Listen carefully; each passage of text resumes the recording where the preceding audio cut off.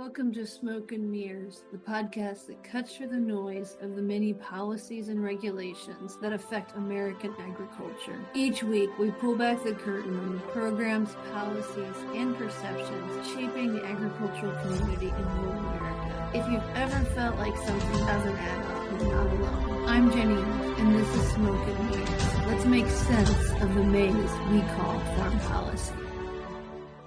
Welcome to Smoke and Mirrors, the podcast where we make sense of agricultural policy. I'm Jenny Ift. I teach agricultural policy at Kansas State University. I'm very excited to have Carl Zulauf with me today. He's a professor emeritus at The Ohio State University. Carl, I've really enjoyed all your work on farm policy and markets over the past several years. Thanks so much for joining me. Well, thank you very much, Jenny, and thanks for the compliment. Absolutely. It's one of my fun things about the podcast. I get to have on people whose work I've really enjoyed following. Yeah.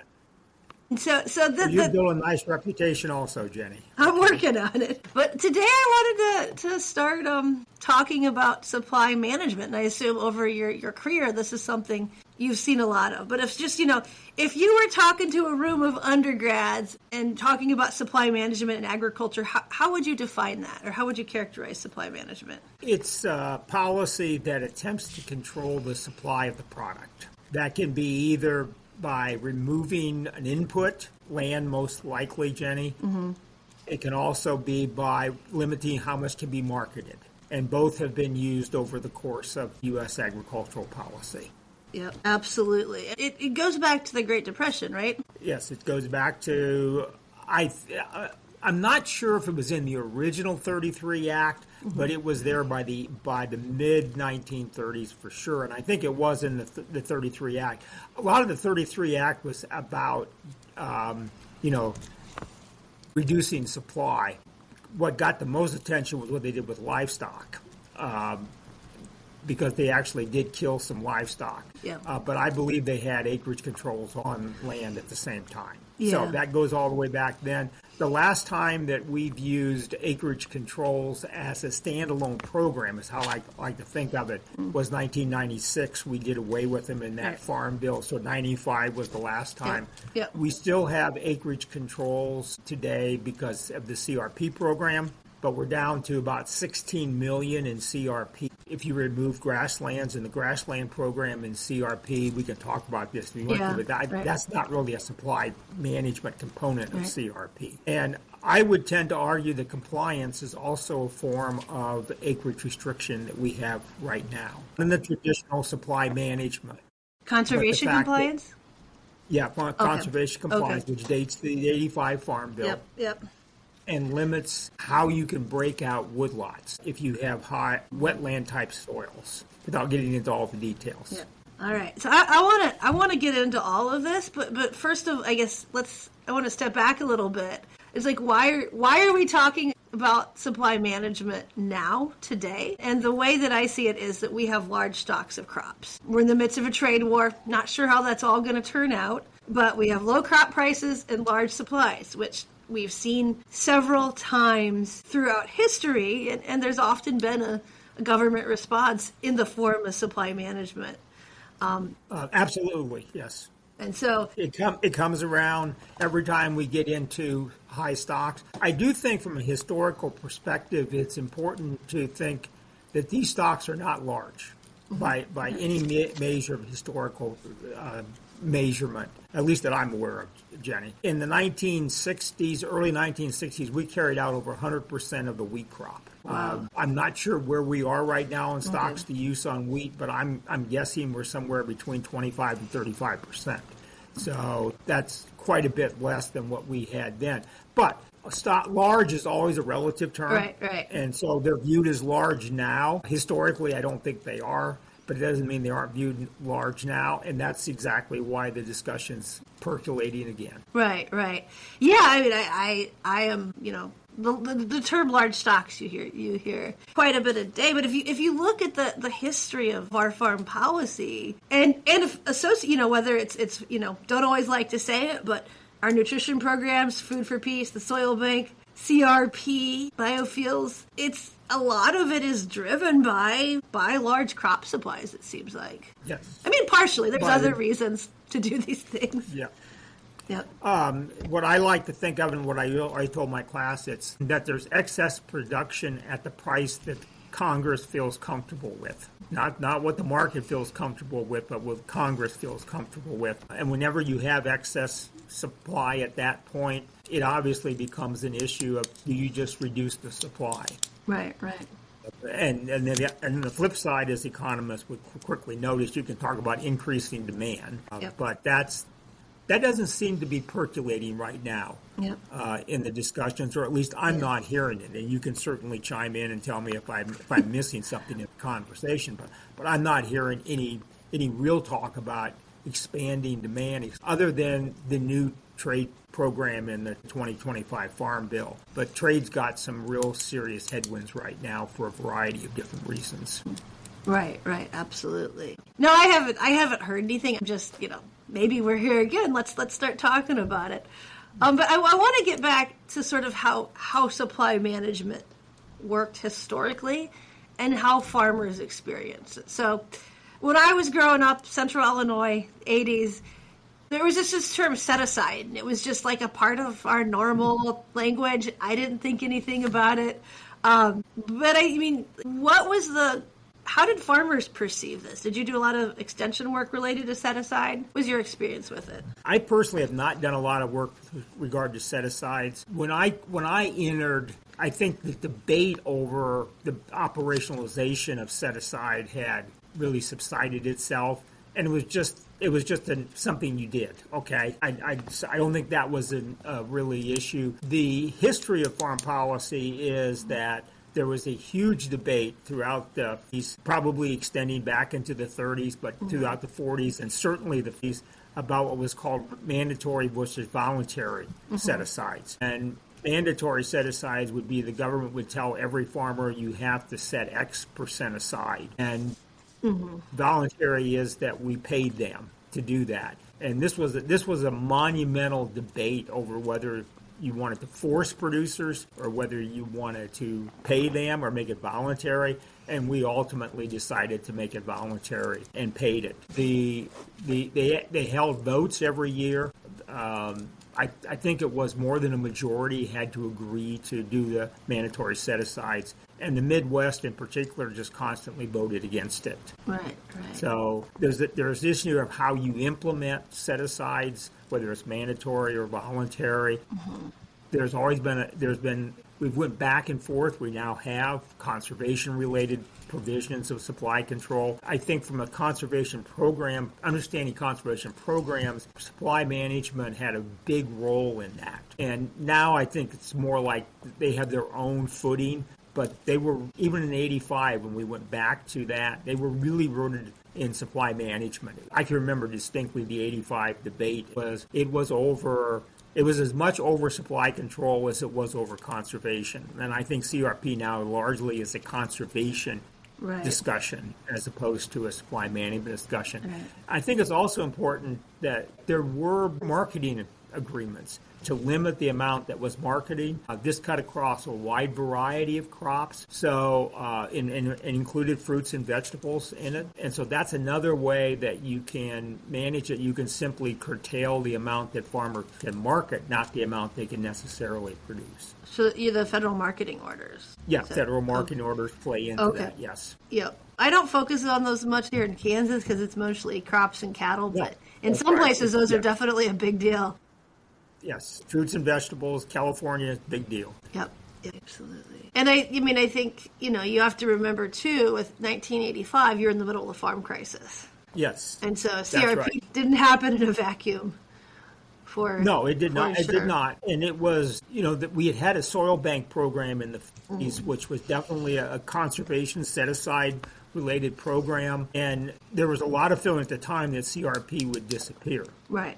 Once the excess supply disappeared, that has not been the case. But I can very distinctly remember lots of people were arguing that this is only a temporary program. Right. Of course, now it's approaching 40. Yeah. Well, when I read the history books, I mean, soil bank, it sounds like it wasn't terribly popular at the time. There's some it wasn't negative press around it. Yes. But the kind of the evaluation that I hear is that it was more of a land retirement program. That this is land that might have been viable at some point, but you just couldn't really eke a living out of it by the late 50s and 60s, and that's what really came out and never went back in. Yeah. I think this is an appropriate thing to say, and I've read some of the literature, but I haven't read extensively, Jenny. The soil bank was really more about set aside than conservation. CRP, when it was started, was about set aside as well as conservation, and now it's about conservation and a little about set aside. So there's been this shift in attitude and in perspective on the conservation set aside program. Right. Well, you can see the caps and the enrollment. They do follow the market with at least for the general CRP. But I think from a policy perspective, it seems like the working land program are incredibly popular, and that's where all of the momentum is right now. Whether it's I think that's right. Yeah, I think, as you know, there's been this huge debate in the conservation about whether it's retirement or working lands. Yep.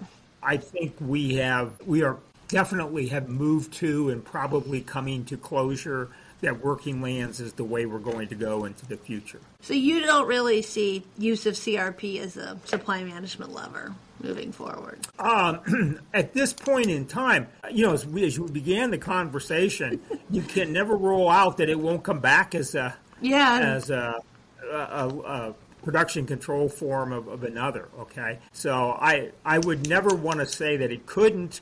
Yep. I just think the trend now is towards a working land approach as opposed to an idling of land approach. Yeah, yes. No, I absolutely agree. Never say never, but that's where we are headed. The one exception is wildlife habitat. Mm-hmm. Right. Okay, and that's an important exception to lots of people. Absolutely. That has a very, very large constituency. I know here in Kansas, we have some debates about hunters coming in and buying farmland and how that's treated for tax purposes. A little bit controversial, but some farmers, they farm land that's owned by hunters, and it's a good arrangement, but it's definitely entered the policy debate at the state level. Yes, that's right. Those are usually as much local as national debates about what to do at the locale, Yeah. I think one of the really interesting things to think about philosophically is you use the word land set-aside, which is the more recent term. Why did we choose land? Well, I think it's because you can't hide it. Yep. And the point is that whenever you have a policy, you have if you could, a strategic philosophical foundation to it, but then you got to operationalize it. And that's is equally important. And so how are you going to do the policy operational? And slippage is a really big issue, and it was a really big issue and actually was a contributing factor to the elimination of set-asides and land retirements, because what years and years of research showed, and I think what common sense would also tell you, is farmers took the worst land out of production. And so you might be taking 5% out of production, but you might only be taking 1% of quantity out of production. And so the slippage was a really big issue. That's true with any metric in policy, but it really got large with respect to land. But I think land was the way we went because you can't hide it. You can't move it around. It's relatively easy to monitor and make sure that somebody isn't taking advantage of the program. I mean, you could restrict fertilizer too, right? I'm sure people would hate that. Yes. But I mean, that would do it, I'd assume. Yes, conceptually you can do it. The problem is it's easier to move fertilizer around than it is to move land around. Yeah. Okay. Yeah. And these discussions have come up, by the way, over time to have other inputs restricted. They've never gone anywhere, but the discussions have occurred. There's land, fertilizer. What would be the other fertilizer's been the big one. Okay. Fertilizer's been the big one, yes. Okay. Oh, gosh. And I think parity prices come up sometimes as well. There was a political candidate several years ago who I think one of her staffers found an article about parity prices and thought it would be a good anyway, and I think, when we teach economics, we say, parity prices were based on this sort of ideal, and ended up being very difficult to implement because of the technological change, because supply management is so hard to do. But, sometimes when you bring it up, and some people still really like the principle of a fair price. Yes, it is. The problem that all price programs have is they tend to ignore yield. Yep. Yield is like a glacier. It just kind of moves. Yes, you go up and down, and you vary from year to year. But at least since the 1940s, I'm going to say, yield has just constantly marched upward. It's amazing. It's a linear line for most crops, and for corn and soybeans in particular, and wheat. It just kind of marches its way up over time, and that in and of itself tends to drive price down.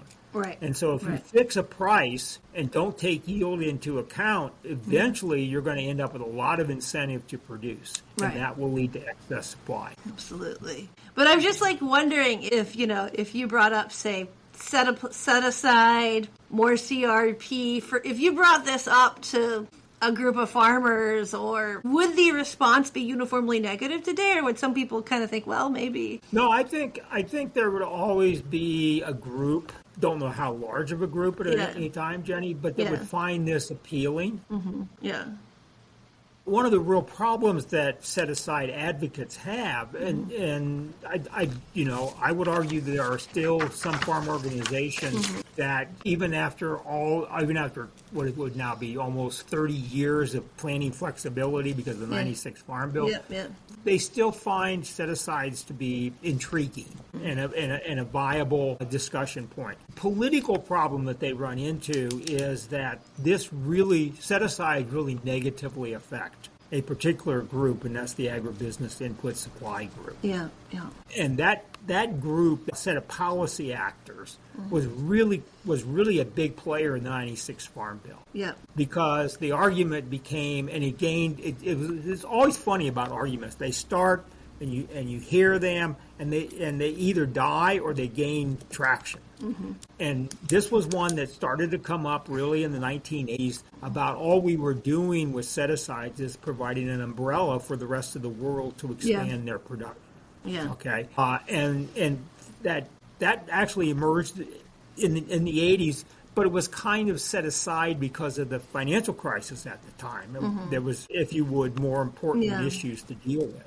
But then it just kept coming back, and you could just see it starting to gain constant. And of course, we had really big exports in the 70s, and then they just stopped growing and declined in many cases, wheat being an example. And so this was an issue that just constantly percolated, and by 96, that notion of providing an umbrella for the rest of the world, along with what you were doing to the agribusiness input sector, really set the stage for the 96 Farm Bill and the elimination of what I call the traditional set-asides, not the conservation-based set-asides. Right. I've heard that recently, that if we scale back, it's just all going to go to Brazil and Argentina. I think both economics tells you that it may not happen this year. You may gain some advantage this year, but over time you will probably lose.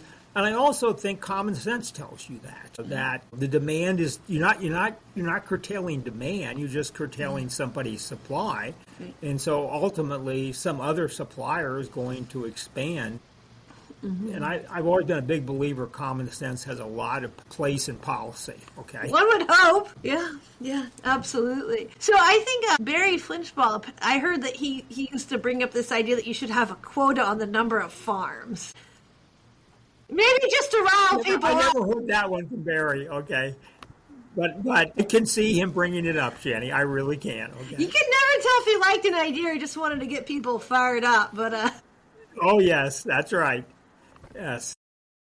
I don't know how you do that. That would technically be. I don't know how you would do it either. I really don't. It seemed to me you'd get a pretty big black market after a while. Okay. Yeah, absolutely. But it is an interesting thought. I never thought about limiting the number of farms. Okay. Permit to farm.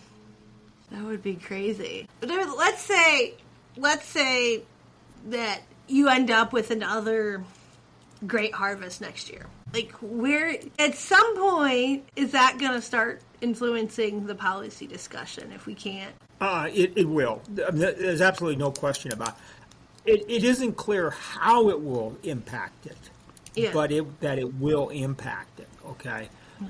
Because that would be, by how you want to count it, that would be the fourth year of this, quote, low price environment, okay, or low return environment is actually a better way of thinking Absolutely. of it, okay?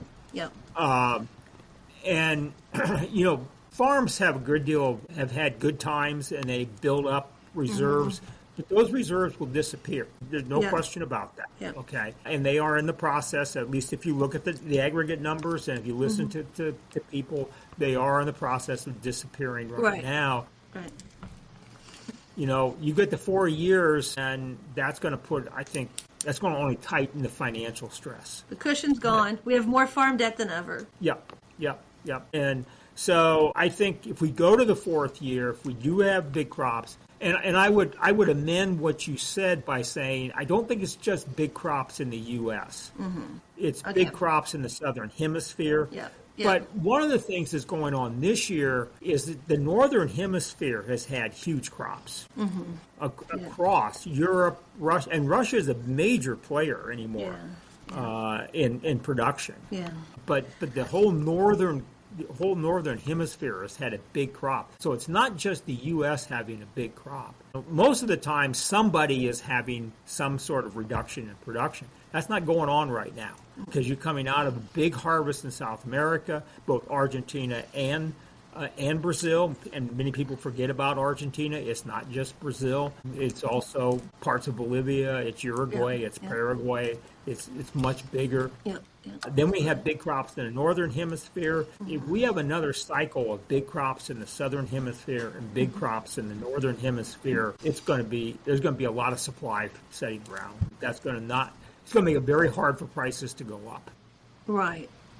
And for higher prices to solve the revenue tightness that exists right now. Yeah. Do you have any idea what could come on the policy side if we end up in a situation like that? I'm not totally. I don't think I have a good guess. Maybe I have to think about it more. I think that's a good point. I think you'd want to be really cautious about how this would evolve. Up to this point, I have seen no reservations on the part of U.S. policymakers or of the U.S. what I call the body politic. Okay, to not give farmers money in response to financial stress. Okay, I've seen no hesitancy that. Yeah. I am picking up a little bit of chatter in some rural communities that they're wondering why farmers are constantly getting all the money that they're getting. Yeah. But it's also prefaced because they don't see land prices coming down. Yeah. And so it's actually coming from two points of view. Not unrelated. The size of the money, but also the land prices aren't coming down. Right. And historically, the farm sector, when it's gotten itself into financial stress, you've seen land prices decline. Right. And you're not seeing that, at least right now, you're not seeing that. And that's going to start to raise questions. Yeah. I think. Why that disparity between what is a natural link? I mean, returns should affect land values. Absolutely. Okay? Absolutely. And you're not even seeing rents come down. I mean, they've leveled off. Yeah. They may be coming down a little bit, but at least the stuff I read, it certainly isn't much of a decline if it is. And so I think that discrepancy is what will trigger the real conversation. Yeah. And I don't know when we get to that, but I think we're moving towards a conversation about that discrepancy and why it exists and what does it mean. Let's dig into that because, I think there's two things. One is the payments themselves. Yes. Create some inflationary pressures on rents and land values. And, the second one is, you talked about that cushion earlier. there's huge disparity in the financial situation of crop producers, as far as I can Yeah. tell. And some of it's regional, some of it's if you're older, some of it's, I mean, weather is luck to a degree, right? There's that. I think that's a part of it. How are you seeing what's going on? The way that I think about it, Jenny, is I think you always got to break your assessment, and this is true for any sector. Mm-hmm. You've got to break it into a sector assessment and an individual entity assessment. Mm-hmm. And the individual entity in this case is farmers. Yep. And farms is probably a better way of thinking of it. It's not just farmers, it's right. farms. Absolutely. There's no question the data tells us that stress is increasing, is being felt more and more by individual farms. We're seeing it in an uptick in the farms that are looked at as having stress financially. We're seeing it in a rise in bankruptcy, at least in certain areas of the country. Yeah. So there's absolutely no question that individual farmers are experiencing stress. Absolutely. Okay? And that appears to be increasing. The sector, on the other hand, if you look at it broadly, it's in at least acceptable conditions. Yeah. It's that the asset ratio is, even by historical standards, is really good. Yeah. Mm-hmm. You look at, depending on how you measure cash flow, is staying pretty constant. You're not hearing big drops in input purchases, which is another thing that will start to happen if you really see widespread stress. Farmers will start adjusting the inputs that they're using. Right. At least right now, I'm not picking that up. Now, that could be, we could be on the verge of that, but right now I'm not. So if you're looking broadly at the sector, it certainly isn't robust. It certainly isn't, good time. The sector's numbers don't tell you that this is, it probably is an average time to maybe a little bit on the negative side to stress. Yeah. And so there's this dichotomy between the sector and what's going on at the individual farm level, at least for some farmers, that is really becoming, I think, a focal point of the discussion, that difference and how you draw the line and those sorts of things. Right. And I think it's maybe relevant to talk about the tail risk, not in terms of sort of the forecast for crops, but how many farms are in that position and how close are we to some sort of tipping point? Yes. And that's a lot harder to do, I think. It's very hard to do. It's very hard to do. And when you look at the sector, it's not a matter of dismissing the stress that exists for individual farmers. It's a matter of realizing that you have to look at everything, including those that are under stress. And so it's not dismissing or downplaying. Right. It's a matter of policy is for the sector as much as it is for the individual. And you want to make sure that you're balancing that for the sector and not favoring any particular element inside that sector. Right. But I think, there is this underlying concern that, if you have some share of farms that are close to going bankrupt or that's going to cause wider problems. Yes. And I suspect that concern drives a lot of the broader policy, what we're seeing right now for the sector. They're talking about $12 or $13 billion. I don't think it's unfair to say that the events of the 1980s still resonate. And the notion that when you go over that tipping point, it gets really serious. And you can go over it really quickly, and it can get really serious really quickly. And I think that, and we learned that in the 80s. Yeah. Okay. Yeah. And I think that is coloring, if I could use that word. Yeah. Coloring the debate right now about what to do and how to handle. And it also, I think, colors the general economic debate in this country because of the financial crises that we've had. And we know that once you get into them, it's a lot more expensive to get into them. But you've got to deal with them after they've started and if you try to prevent them from happening. And so I think the 80s, even though it's now, 50 years ago, very different. I still think it is impacting the current discussion in the terms of what do we do in policy and how do we do it. Yeah. Absolutely. What was your role in extension during the 80s? It was going out and talking to groups and farmers and that sort of things. And, what I remember is that it really hit the national agenda in 85. Okay. It was out there, and there was a congressional hearing, and I can remember this, that talked about the crisis, and it was just like that. Just kind of brought everything to a head, and you don't normally. It was like I don't know if you want to call it the straw that broke the camel's back or something like that. They really suddenly, everybody said, "Wow, we really got a problem," and it almost emerged. That notion almost emerged overnight. That's not correct, but it almost emerged overnight. Yeah. Okay, and that's a tipping point notion. Suddenly you go across the point where all of a sudden you're in a period of steep decline, and that really changes the entire conversation really quickly. And it's kind of disorienting, and it's kind of scary when it happens. Yeah. And I mean, there's echoes of that. I think you have Beth Ford in the popular press using language that would imply a tipping point, perhaps not with sort of precise financial statistics. We don't always have them. And then, I hear things. We have our ag mediation services, and they're saying, there's a lot of farms that are looking at getting out earlier than they maybe would have. Yep.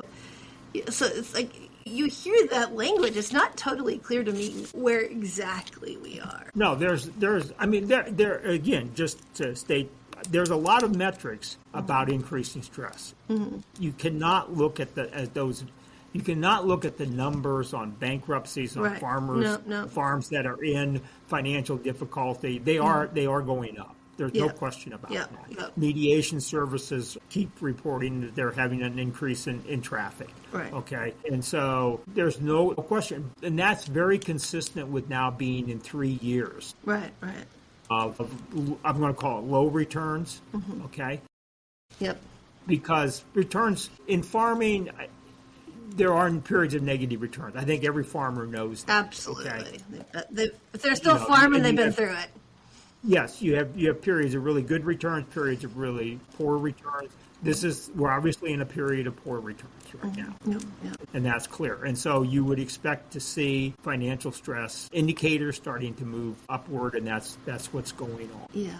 So I did look at sort of debt repayment capacity with the USDA farm business data, just looking at cash flows, not looking at household income, because that's harder to forecast. But if you look at cash flows and forecast debt obligations in, say, 25, that's even with all the payments, you're kind of looking at your cash flow is going to barely cover your debt obligations. And this was similar to, say, around like 2017, 2018, and consistent with what, after a couple of years of low returns. One of the things I worry about is sort of that data and other data doesn't pick up different debt sources that people are using.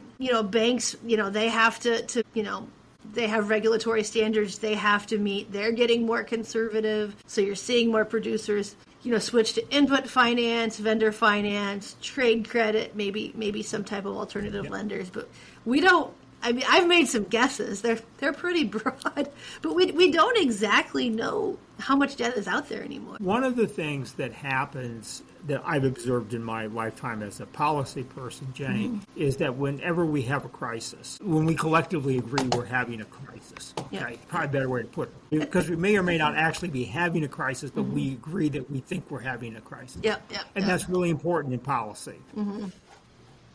That we take a deep look at our metrics and what are we missing? Why are we missing? It's not something that's largely talked about in the policy arena, but it's almost always an outcome of a situation such as this. And I think the question that the point that you're raising is a very important and very valid one. Are our metrics the type that we need, desire, wish to have to try to monitor exactly what's going on so we can guide both private decision making and public decision making for the best outcome? And so I think we're going to get into a discussion, Jenny, about the metrics that we have. Do we need to, and how do we need to improve them? It will be a low key discussion because they always are.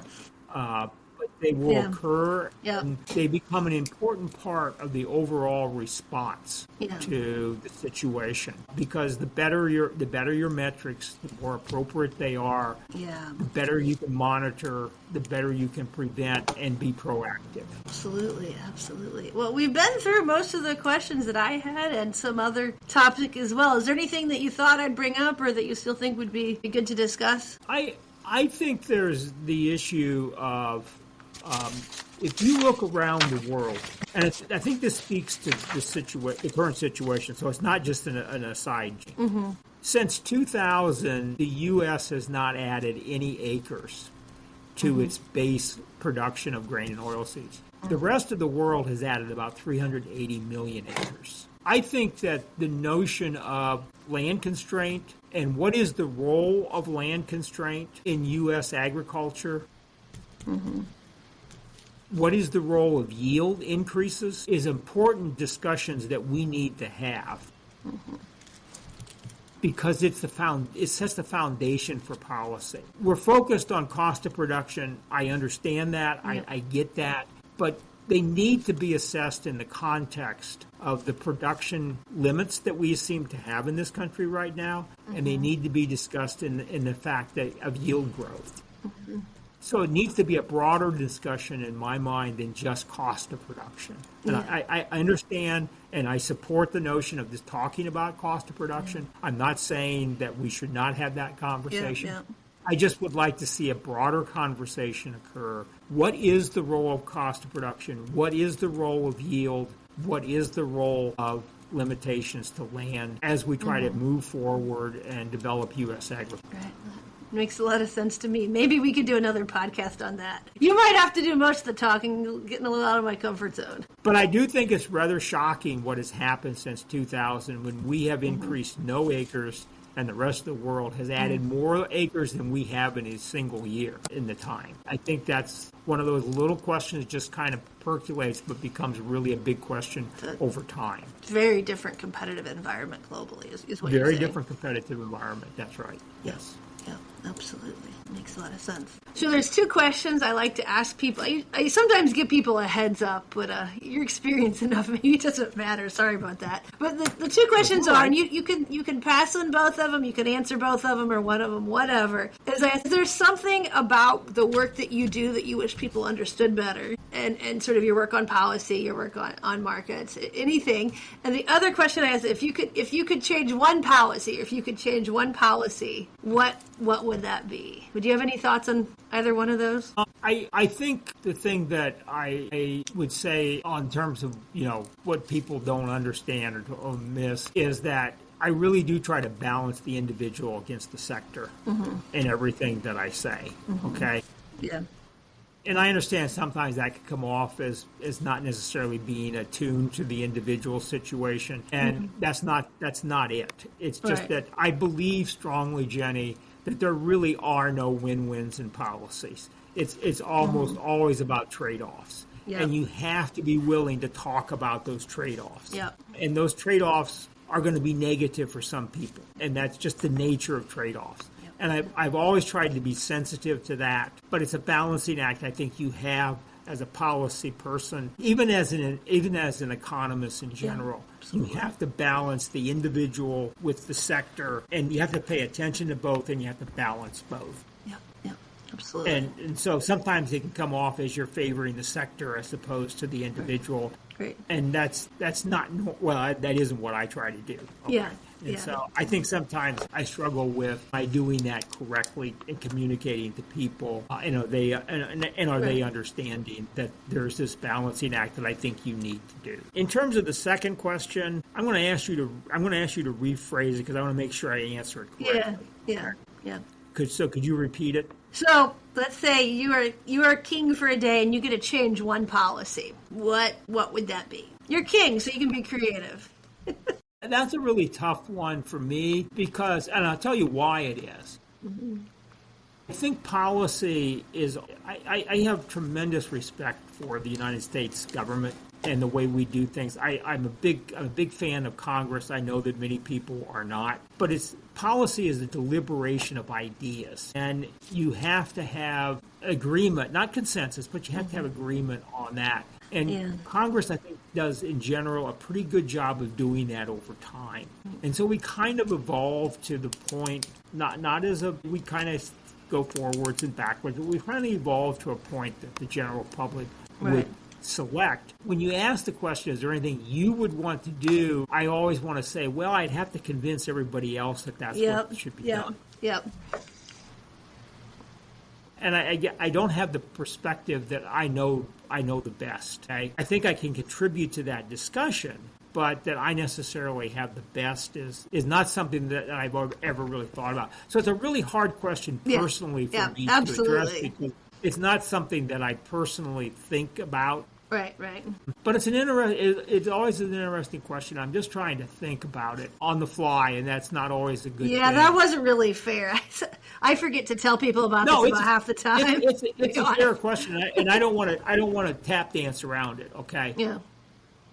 But I just want to explain why for me this is a particularly difficult question to answer, because I view collective wisdom as greater than any individual's wisdom, and I see policy as a collective wisdom point of view. If I could, I do think that the question I would like to see discussed more than we're discussing right now is as I just talked about, is the role of yield and land in the future of U.S. agriculture.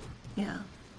And is that a concern? Is that not a concern? So I think that's a really important question. And I think another question is this notion of what is the balance between the concern over the individual farmer and his and her situation and the sector. And I worry that we may not have the right balance right now. I don't want to say we don't, but I worry that we may not have the right balance right now in answering that question.